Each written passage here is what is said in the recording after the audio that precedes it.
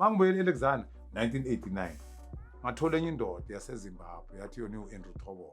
Wathi Mbemba asihambe siyothatha imali indoda ngisukudlala lokuphulana nezinto zabelungu. Angithatha ngise-Hillbrook abanye abafowabo bathi indoda nangu uMemba.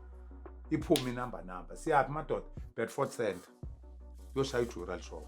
Kusasa vele kuba njalo ekuseni sesilapha ngo7. Awuthe makavela lo muntu nguphethe i-briefcase yakhe uyiphethe kanje ufake ne-handcuff la. Yabo kufika nje kuthiwa khinci ngabo7 sibambe ne-security esi1 lapha main entrance lapha. Mbambe lo muntu singene naye ngo7 o'clock. Masingena naye lo mlungu asitha ama-alarm off kube njaya. Uyabona singene lapho kucheck nangama Rolex ama-ring.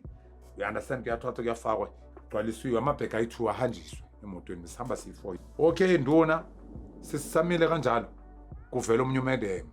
Uyabona makathi uyangena lo Madam abone thina. Lo Madam ascream. Ngithi ngiyamkhomba. Sengikhohle ukuthi ngibridgile. Sisho baba la. Sekhosta senzeni sibaleka. Siphume siyabaleka siyi4 group. Songena emotweni. uAndrew Thobola ngithi bekuyisoja levisana uPF adonsa igeja. Alishintshe kuvela iveni yamaphoyisa. Hawu vele uyashaya vele isibhamu. Adubule gogo uthumele 2-3 shot. Yawushayisa lokuzana ipholi duze negarage.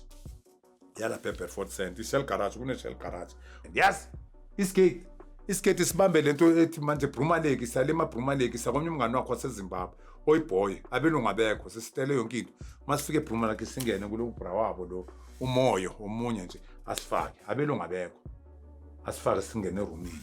Akushelo kamina Philip Patek ama Rolex watch kube mnandi ngihambe ngibuyele kuphi mina eAlexander shapho ngilale kube mnandi. Kusasa ekseni uAndrew Thobola 4 bekasebenzisa landline. Yeah, i-landline.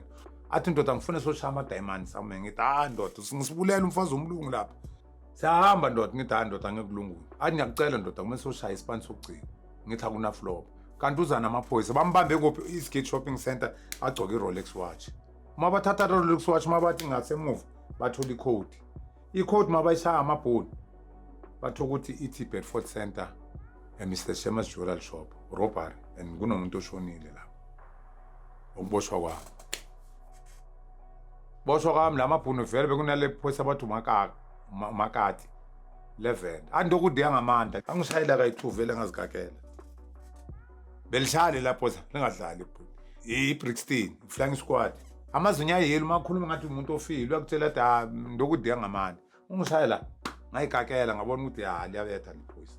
I45 lami lele ngidubule ngalo la balithola ngavela ngaplida guilty ngoba bese ngathi ngiphukile la ama-ribs sengikhipha negazi ngomlomo bangishaya kabuhlungu bangithathe Brixton bathi no man mina ngi-underage mina ngaplida guilty vele ngathi am guilty confess ngathi no sishayile so icebo likabani ngathi nangu iyakhala phela induku akunakuthi wena uyiclever.